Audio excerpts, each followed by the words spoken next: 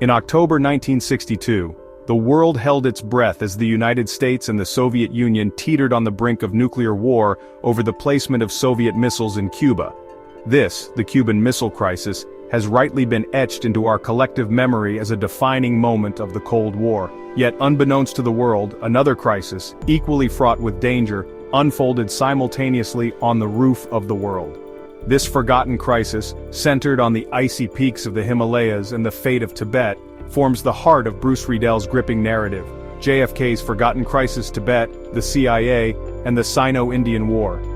Riedel, a seasoned CIA analyst and foreign policy expert, takes us back to a time of immense global tension, where the battle lines of the Cold War were drawn not only in Europe but also across Asia. He unveils a hidden chapter of history, shedding light on the covert operations, diplomatic complexities, and strategic calculations that shape the destiny of nations. This is a story of intrigue, betrayal, and miscalculation, one that continues to resonate in the geopolitical landscape of the 21st century. Through meticulous research and access to previously classified documents, Riedel reveals the pivotal role played by the Tibetan resistance movement against Chinese rule. He delves into the CIA's clandestine support for the Tibetan cause, a risky gambit aimed at undermining Chinese influence in the region. This forgotten crisis, as Riedel eloquently argues, offers crucial insights into the complexities of Cold War geopolitics and the enduring challenges that continue to shape relations between India and China. It is a story that deserves to be told and understood, for it holds valuable lessons for our present and future. To truly grasp the significance of the events Riedel recounts, we must first journey back to the early 1960s, a time when the world was a tinderbox of anxiety and distrust.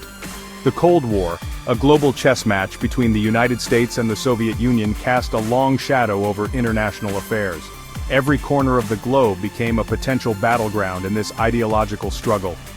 The newly formed People's Republic of China, under the leadership of Mao Zedong, added another layer of complexity to this volatile mix.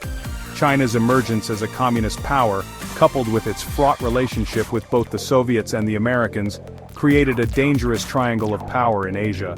India, recently independent from British rule and led by the charismatic Jawaharlal Nehru, sought to carve out a path of non-alignment in this polarized world.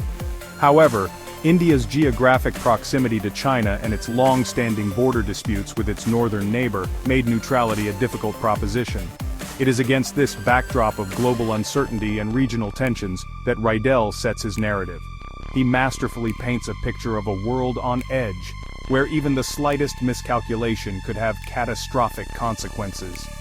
The stage was set for a crisis, and the Himalayas, long a symbol of serenity and permanence, would become the unlikely battleground.